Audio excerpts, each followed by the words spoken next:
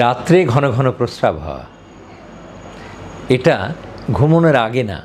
অনেকে মনে করেন যে সন্ধ্যা থেকে ঘুমানোর পর্যন্তটাও ধরতে হবে না, ঘুমানোর পরে আপনি কতবার উঠে প্রস্রাব করেন সেটি ডাক্তারদের কাছে বিবেচ্য বিষয়।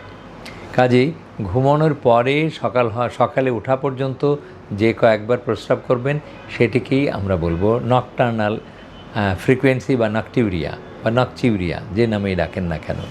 তো রাত্রিকালীন প্রস্রাব এটা কেন ঘন ঘন হয়? আর সাধারণত আমরা তো একবার প্রস্রাব শেষ করে ঘুমোতে যাই, তারপরে সকালবেলায় উঠে আবার প্রস্রাব করি, তাহলে খুব গাঢ় ঘুম আচ্ছন্ন করলো আপনাকে পুরো রাতটা জুড়ে। কিন্তু আপনি যদি কয়েকবার করে ওঠেন, হ্যাঁ, যারা তাহাজ্জুদ পড়েন হয়তো তাহাজ্জুদের আগে উঠে একবার প্রস্রাব করবেন, আবার ফজরের আগে একবার, তাহলে এই দুটোকেও আমরা স্বাভাবিক ধরে নেব, কারণ অজু করার আগে আপনি প্রক্ষালন বা প্রস্রাব করে ক্লিয়ার করে নিয়ে এসে নামাজ পড়বেন। কিন্তু তার মাঝখানেও যারা ঘন ঘন বলে আসলে ঘুমাচ্ছে হয়তো সে 10টায়, তাহাজ্জুদের আগেই তার 4-5 বার প্রস্রাব হয়ে যাচ্ছে, তো এগুলিকে আমরা বলি ঘন ঘন প্রস্রাব। বয়স্ক পুরুষদের এই সমস্যাটা বেশি হয়, নারীদেরও হতে পারে। তো কেন এটা হচ্ছে? আবার শিশুদেরও হতে পারে। কেন এটা হচ্ছে?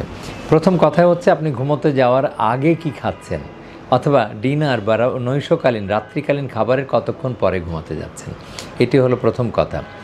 যারা খেয়ে দিয়েই শুয়ে পড়েন তাদের ঘন ঘন প্রস্রাব হওয়ার সম্ভাবনা একটু বেশি, বিশেষ করে শিশুদের বেলায় তারা বিছনায় প্রস্রাবও করে ফেলতে পারে।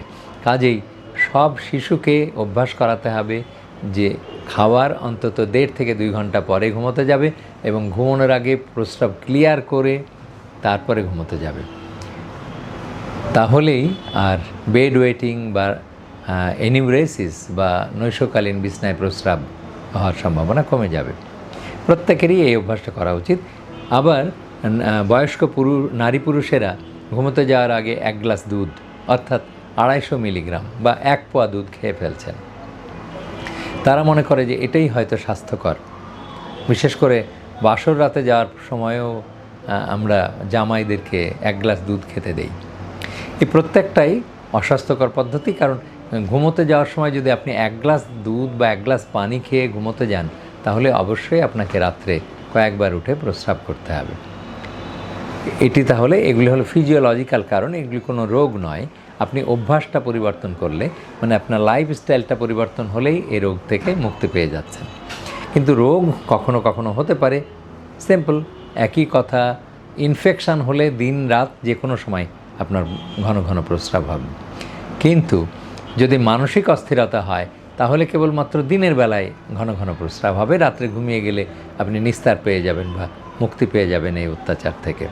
কিন্তু যদি আপনার হার্টের অসুখ থাকে, যদি আপনার কিডনির অসুখ থাকে, অথবা যদি আপনার প্রস্টেটের কারণে বা ওভার অ্যাক্টিভ ব্লাডার থাকে মেয়েদের, সেই সব কারণে যদি রাস্তা প্রতিবন্ধকতা তৈরি হয়, তাহলেই নৈশকালীন ঘন ঘন প্রস্রাব তৈরি হবে।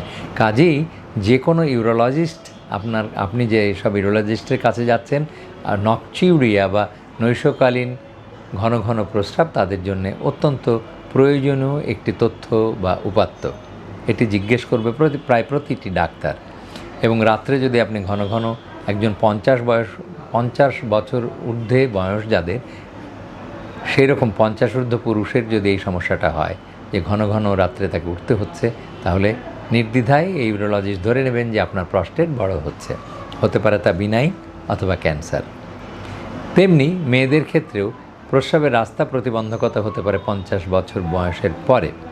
সেটা স্ট্রিকচার বা রাস্তা সরু হয়ে যাওয়া, অথবা ওভার অ্যাক্টিভ ব্লাডার, যেটা হয় মানে কমপ্লায়েন্স নষ্ট হয়ে যায় ব্লাডারের। কাজেই আপনাকে আগে দেখিয়ে নিতে হবে ইউরোলজিস্টের কাছে যে আপনার কোন সমস্যার কারণে ঘন ঘন প্রস্রাব হচ্ছে।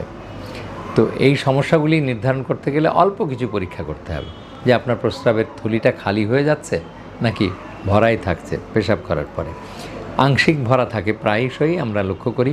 যদি একটা আলট্রাসোনোগ্রামকে ইউবি এমসিসি উইথ পিভিআর এইভাবে লিখে যদি আলট্রাসোনোগ্রাম করা যায়, তাহলে দেখা যাবে যে প্রস্রাব করার আগে যত ছিল তার থেকে অর্ধেক অথবা 1/3 পরিমাণ, মানে 1/3 পরিমাণ প্রস্রাবথলির মধ্যে রয়েই গেল। তাহলে আপনাকে তো বারবার প্রস্রাব করতে হবে। এই সমস্যাটা জানার পরে ডাক্তার সাহেব আপনাকে নির্দিষ্ট একটা ঔষধ দিয়ে চিকিৎসা করতে পারে, অথবা কখনো কখনো অপারেশনেরও প্রয়োজন হতে পারে।